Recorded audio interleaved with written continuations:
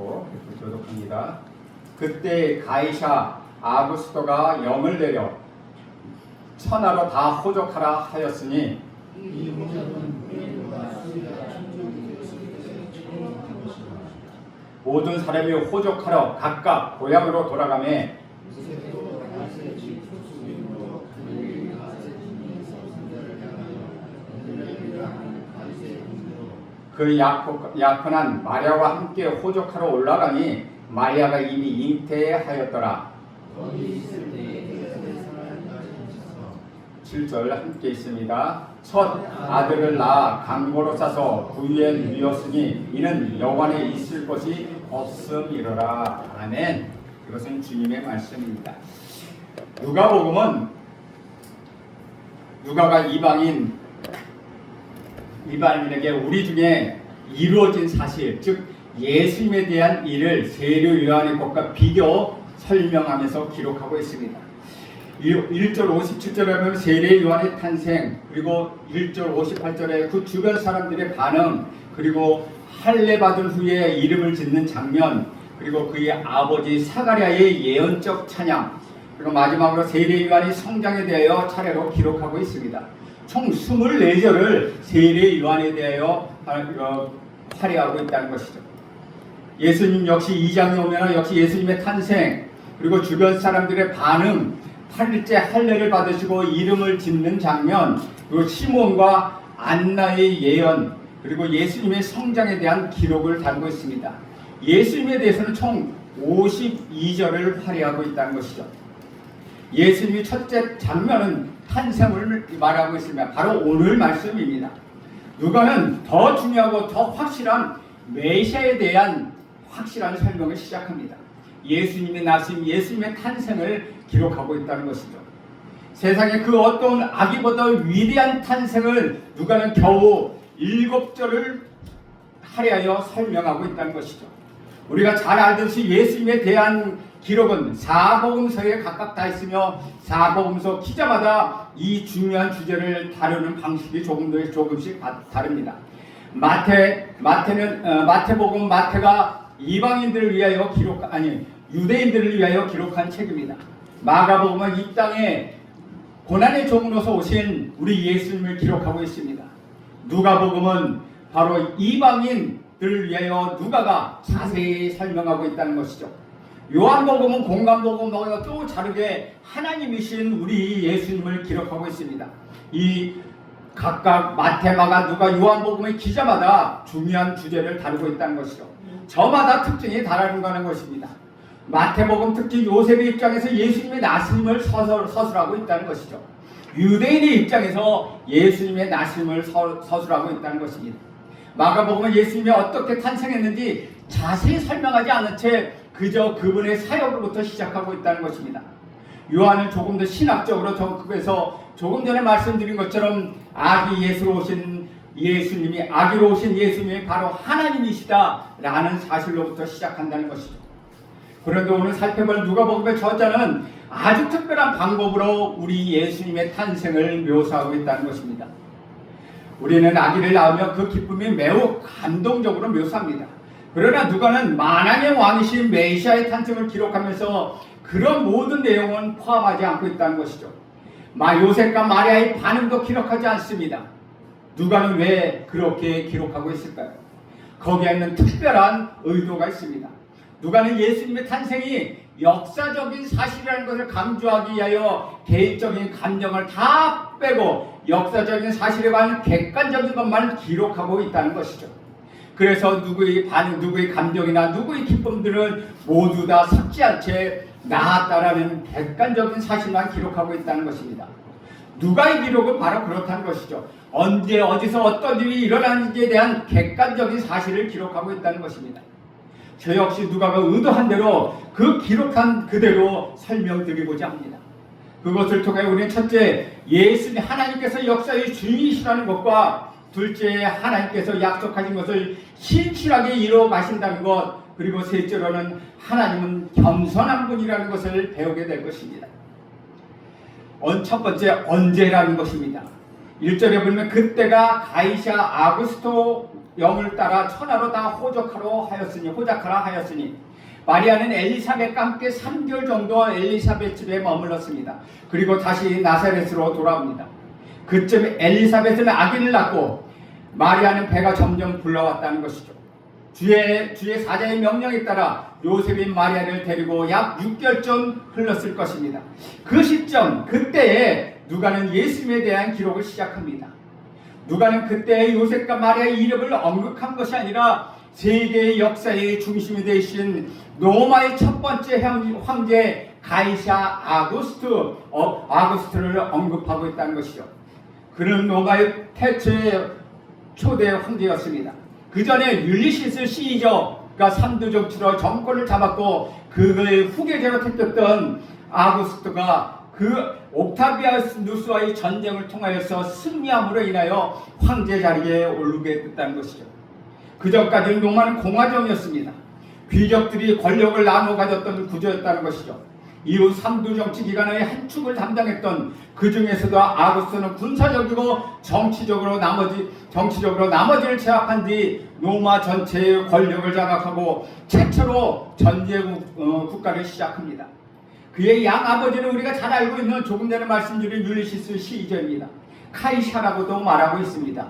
로마는 엄청난 나라였습니다. 당시 제국들은 아수르, 바벨론, 페르시아, 그리스에 이어서 세계 패권을 잡은 나라, 그 나라가 바로 로마였다는 것이죠. 로마의 전제 제국의 최고 권력자가 됐다는 것입니다. 로마가 차지하고 있는 땅은 남북한을 합친 영토의 약 25배, 고대 국가 중에서 두 번째로 거대한 왕국을 건설한 나라입니다. 그의 영토는 아프리카 대륙을 비롯하여 그리스를 포함한 유럽 3대 대륙을 감싸고 있습니다. 신대륙이 발견되기 전에는 세계의 중심지였다는 것이죠.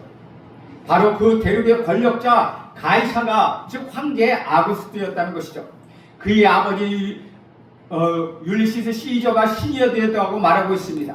그래서 그는 자신은 신의 아들이라고 이야기합니다.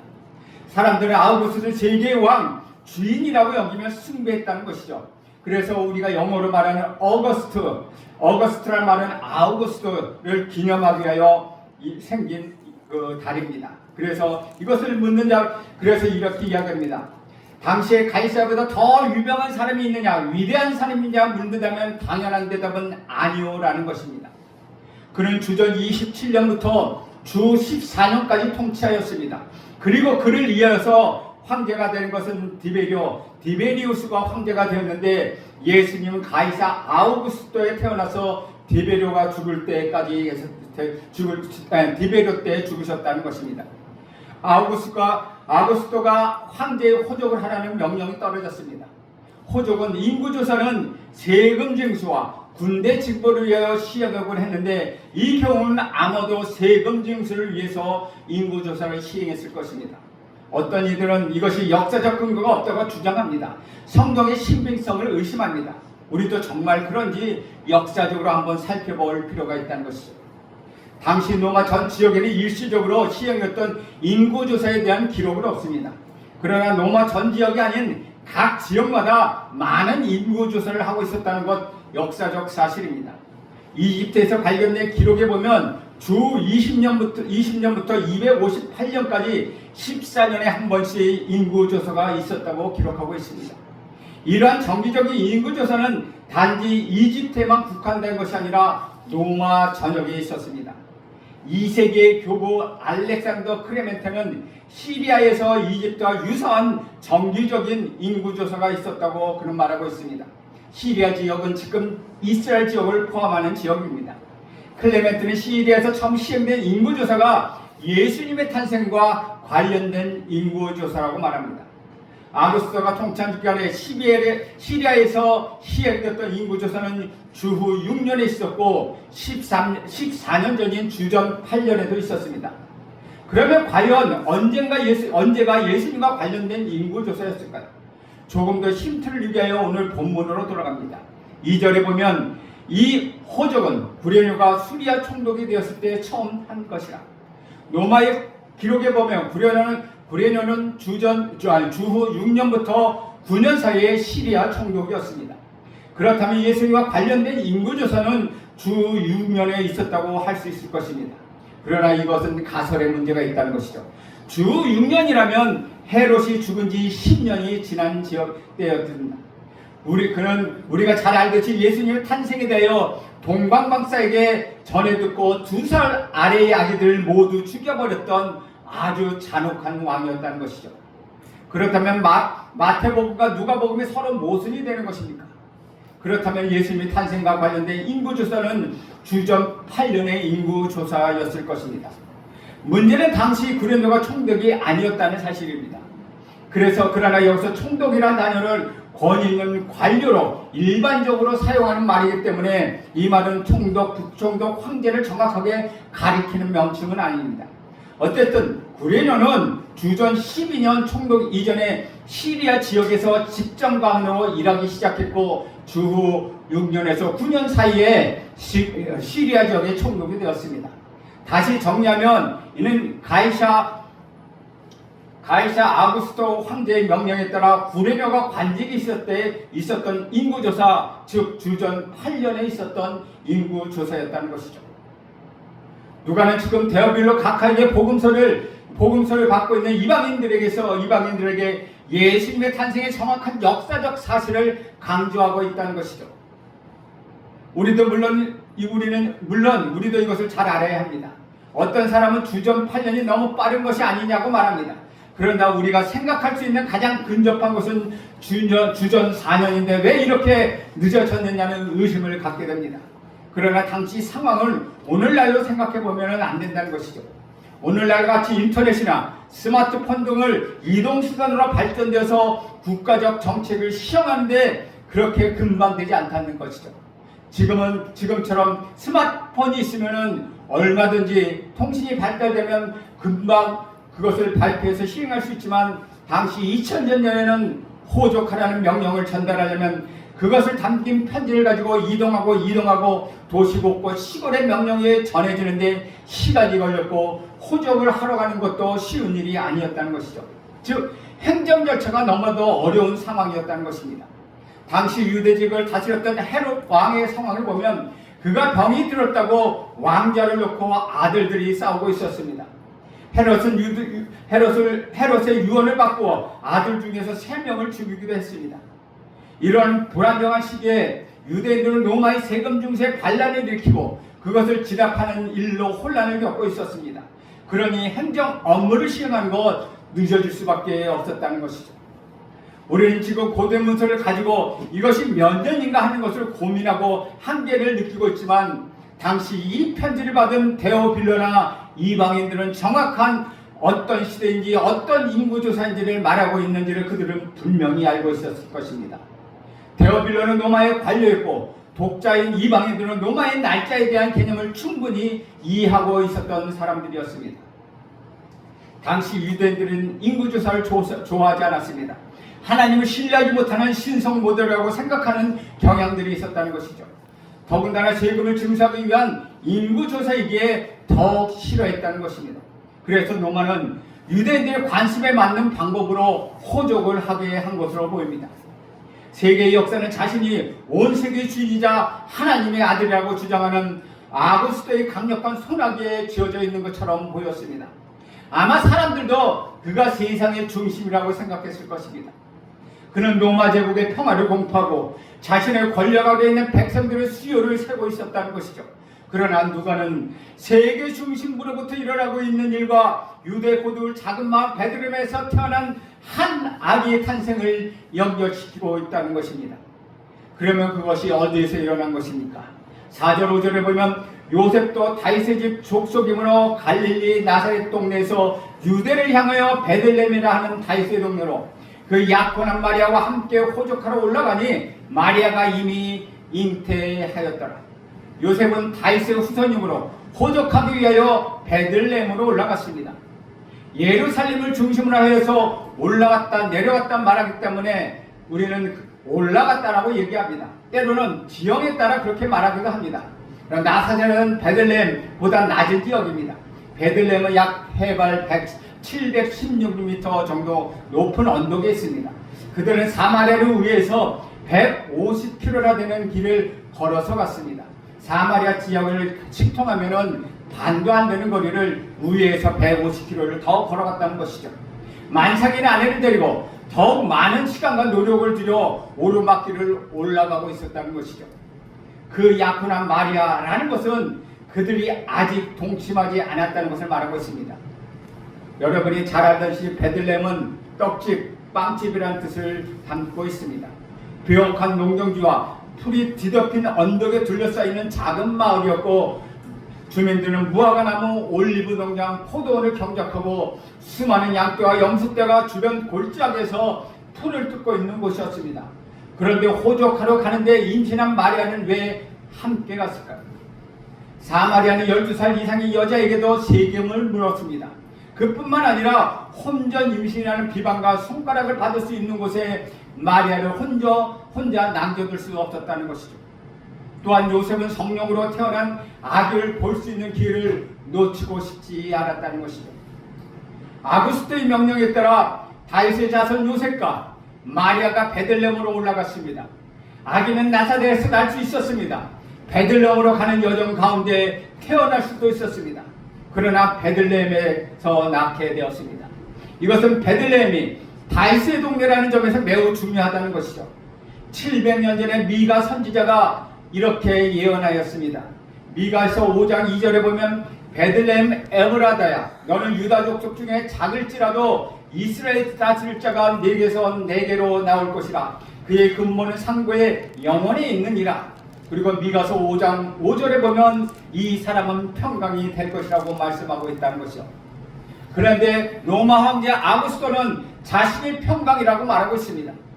그러나 하나님께서 예언하신 대로 이스라엘을 다스릴 왕, 태초에 계신 하나님이신 분, 메시아이고 다윗의 언약을 지키시기 위하여 베들레헴에 태어나신 분이 하나님의 신실하심에 의하여 지금 아기 예수로 태어난 것입니다.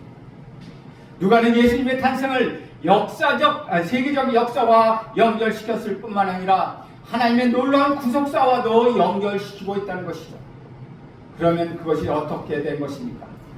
6절 7절에 보면 거기 있을 때에 해살이 날이 차서 첫 아이를 낳아 강보로 싸서 그 위에 누웠으니 이는 영원에 있을 것이 없으니. 첫 아들이란 표현은 그들 사이에 아기를 낳은 적이 없다는 것입니다. 그리고 이후에 이 부부 사이에 아이들이 생겼다는 것을 의미하고 있다는 것이죠. 예수님이 태어났을 때 어떤 광채가 나타나거나 천사가 번쩍 나타나거나 세상이 주변에 환해지거나 밝아지거나 어떤 반응도 설명도 없다는 것입니다. 그저 누가가 기록하고 있는 상황은 강보와 구유뿐이라는 것이죠. 우리가 알듯이 강보는 무엇입니까? 옷감을 좁게 길게 만들어 아이들을 둘둘 쌓아서 하는 옛날 어머니들이 많이 쓰던 포대기를 말하고 있습니다. 아기에게 안정성을 주고 장기를 보호하기 위하여 고아지고 온기를 주는 역할을 하기 위하여 아직도 중동 지역에서는 이것을 사용하고 있습니다. 여러분, 구유는 무엇입니까? 짐승들이 음식을 먹는 여물통입니다. 그들이 아기를 포대기에 싸서 건초를 넣은 구유에 눕혔습니다. 누가는 왜 이 부분에 주목하고 있을까요? 이것은 이후에 목자들이 예수님을 찾아오는데 중요한 표적이 되기 때문입니다. 2장 11절에 보면 이렇게 기록합니다. 너희가 가서 강보에 쌓여 구유에 누워있는 아기를 보리니 이것이 너희에게 표적이니라. 7절에 보면 이는 여관에 있을 것이 없으리라고 기록하고 있습니다. 누가는 예수님이 어디서 태어났는지 알려주지 않았습니다. 당시 가축들을 돌볼 수 있는 곳으로 사용하는 것이 동굴이기에 예수님이 동굴에 태어나셨다고 주장하는 사람도 있습니다. 누가는 어디라고 말하지 않지만 여관이 없었다는 것을 밝히고 있다는 것이죠. 여기서 여관은 우리가 상상하는 여관이 아니라 당시의 여관은 지붕 하나에 여행객이 쉴 수 있는 공공의 휴식소와 같은 개념을 가지고 있습니다. 밖에서 잠을 자는 것보다 조금 나은 곳입니다. 초라하고 지저분한 곳이었고 어떤 주석가는 모텔이나 여관이기보다는 화물차 휴게소와 가까운 장소라고 이야기합니다. 그런데 그런 곳조차 사람이 많아서 거주할 수 없었다는 것이죠. 당시에 2층으로 지은 집인 경우에는 2층은 숙소이자 생활 공간이고 1층이 부엌으로 사용했다가 밤이 되면 짐승을 들여놓는 곳이었습니다. 아마도 요셉과 마리아는 1층에 짐승들이 머무는 장소이거나 아니면 따로 떨어진 동굴과 같은 마구간이었을 것입니다. 아무튼 사람이 초라하게나마 있을 수 있는 곳에도 예수님이 거할 수 있는 곳이 없었다는 것이죠. 이것이 누가가 기록하고 있는 예수님의 탄생의 모습입니다. 우리는 가브리엘 천사를 통하여 예언된 예수님의 메시아의 탄생을 보았습니다. 그는 큰 자, 지극히 높으신 이 아들이라고 불리고 다윗의 영원한 왕위를 이을 왕이며 무궁한 나라를 다스릴 왕이라고 가브리엘 천사는 이야기합니다. 엘리사벳이 그를 하나님이라고 불렀고 태중에서 세례 요한은 온몸으로 뛰며 즐거워했던 그 메시아였습니다. 사가랴의 노래 속에는 아브라함과 다윗과 맺으신 하나님의 언약을 성취하러 오신 메시아 하나님이셨습니다. 그분은 인간이 거하는 모든 곳에 거할 것이 없어서 다른 곳에 초라한 곳에 태어났다는 것이죠. 이사야 선지자를 통하여 하나님 아이가 하나님이셨다는 것을 예언해 주고 있다는 것이죠. 이사야서 9장 6절 7절에 보면 이는 한 아이가 우리에게 낳고 한 아들을 우리에게 주신 바 되었는데 그의 어깨는 정사를 메었고 그의 이름은 기묘자라 모사라 전능하신 하나님이라 영존하신 아버지라 평강의 왕이라 할 것입니다. 그 정소와 평강이 더하며 무궁하며 또 다윗의 왕자와 그의 나라에 군림하여 그 나라를 굳게 세우고 지금 이후로 영원히 정의와 공의로 그것을 보존하실 것이라 만군의 여호와 이 열심히 이를 이루시리라 라고 기록하고 있습니다. 이분이 바로 영원하신 하나님, 지금 이 땅에 오신 나귀로 오시는 메시아이신 하나님이시라는 것입니다. 하나님의 영광을 제대로 깨달으며 솔로몬도 다음과 같이 고백합니다. 역대하 6장 18절에 보면 하늘과 하늘들의 하늘이라도 주를 용납하지 못하겠거늘 하물며 내가 건축한 이 성전이로서일까. 그 하나님이 그 위에 누워 계셨습니다. 이 사건으로부터 700여 년 전에 이사야는 성자의 모습을 보고 주께서 높은 보좌에 앉으셨는데 그 옷자락은 성전에 가득하고 스랍들이 거룩하다고 그는 고백하고 있다는 것이죠. 온 땅에 충만한 영광을 가지셨던 그 예수님이 그 보좌를 버리고 이 땅에 내려오셔 그 위에 누우셨다는 것입니다. 그래서 빌립보서 2장 6절 8절에서 이렇게 이야기합니다. 그는 근본 하나님의 본체시나 하나님과 동등됨을 취할 것으로 여기지 아니하시고 오히려 자기를 비워 종의 형체를 가지사 사람들과 같이 되셨고 사람의 모양으로 나타나사 자기를 낮추시고 죽기까지 복종하셨으니 곧 십자가에 죽으십니다. 이것이 바로 하나님이 우리에게 보여주신 겸손의 본이라는 것입니다. 당시 세상은 아우구스투라는 시인이라고 불리우고 진정한 평화를 가져올 사람이라고 믿었다는 것이죠. 그의 명령에 따라 한 젊은 부부가 호적하러 갈 때 하나님께서 아구스토를 사용하셨던 것이고 하나님께서 약속하신 역사를 이루어내셨다는 것입니다. 우리 예수님은 겸손한 모습으로 섬기기 위하여 이 땅에 내려오셨다는 것이죠. 저는 이 예수님을 왕으로 영접하지 않은 분들에게 먼저 말씀드리고 싶습니다. 여러분, 세상의 중심이 여러분이 있을 것이라고 생각할지도 모릅니다. 미국이라는 강대국이 세계를 흔들고 있다고 생각할 것입니다. 한때 세계를 장악했던 아수르, 페르시아, 바벨론, 그리스, 로마는 지금 완전히 사라져 어디에서 찾을 수도 없습니다. 느부갓네살, 고레스, 알렉산더, 아우구스도 역시 잊혀진 인물들이라는 것이죠. 그러나 모든 역사의 중심에는 우리 하나님이 계시다는 것이죠. 태초부터 지금까지 하나님 나라를 이루고 계시다는 것입니다. 그 하나님의 아들 메시아가 지금 이 땅에 오셨습니다. 여러분이 역사 중심에서 벗어나 하나님의 중심으로 들어가시길 간절히 바랍니다.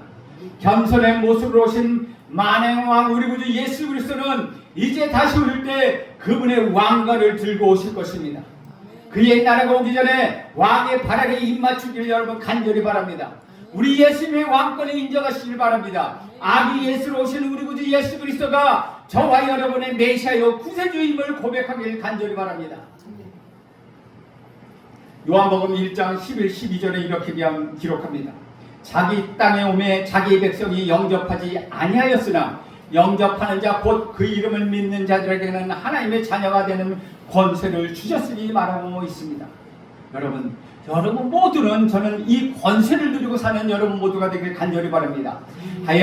하나님을 믿는 자들에게 하나님 그의 이름을 믿는 자에게는 하나님의 자녀가 되는 권세를 주셨다고 말씀하십니다. 이 권세를 온전히 누려나갈 때 여러분 비로소 하나님의 자녀가 되는 것입니다. 그 권세를 온전히 누리시는 여러분 모두가 되길 바랍니다. 예수님을 왕으로 영접하는 분에게 다시 한번 말씀드립니다. 하나님이 가이사 아우구스토를 왕의 도구로 사용하셔서 이렇게 역사하시는 분이라면 여러분의 삶 속에 아무런 역사를 하지 않는 분이라고 의심하거나 오해할 이유가 없다는 것입니다. 내가 정말 예수님을 왕으로 영접하신 분이라면 여러분 하나님을 신뢰하십시오. 성자 하나님이 오늘 하늘보좌에서 내려와 그 위에 누우셨던 겸손함을 보십시오. 여러분의 일상 속에서 그 사랑을 의심할 이유가 있겠습니까? 그 상을 잃어버리고 원망할 이유가 어디 있겠습니까? 마지막으로 우리 구주 예수 그리스도가 여러분의 삶의 왕자로 앉아 계시고 계십니까? 아니면은 여전히 여러분의 삶 속에 삶 밖에서 초라한 곳에 머물러 계시는 그 예수님 아닙니까? 그 예수님께 여러분의 왕자를 내어주십시오. 그 예수님께 여러분의 마음을 내어주십시오. 그 예수님께 여러분의 주인자리를 내려주십시오. 그분은 그렇게 충실하신 분이십니다. 여러분 모두의 죄를 구원하기 위하여 오신 우리의 하나님, 우리의 메시아, 그분이 바로 우리 구주 예수 그리스도이십니다. 이 땅에 아기로 오셔서 그의 겸손을 보여주시고 그의 왕자를 모두 내려놓고 저와 여러분을 위하여 오신 그 아기 예수의 탄생을 축하하며 오늘도 주안에서 평화를 누리며 사는 저와 여러분이 되길 간절히 바랍니다. 이 아기 예수가 여러분에게 평화를 주며 여러분의 가정에게 평화가 될 것이며 여러분의 자녀에게 평화를 미칠 것이며 또한 우리나라 우리 민족에게 평화의 왕으로 오셨다는 것을 기억하면서 이 성탄의 계절을 맞이하는 저와 여러분이 되길 간절히 축원드립니다. 기도하겠습니다. 하나님 아버지, 오늘도 아기 예수로 가장 높으신 분이 겸손하게 이 땅에 오셨습니다. 하나님 그 아기 예수를 바라보며 이 땅의 평화와 평강을 다시 한번 생각하며 살아가게 하옵소서. 아기로 오신 우리 구주 예수 그리스도가 우리의 왕이며 우리의 주지시며 우리의 메시아이심을 고백하며 이 성탄의 계절 기쁨으로 찬양하고 보내는 우리 모두가 되게 하옵소서. 예수님의 이름으로 기도합니다. 아멘.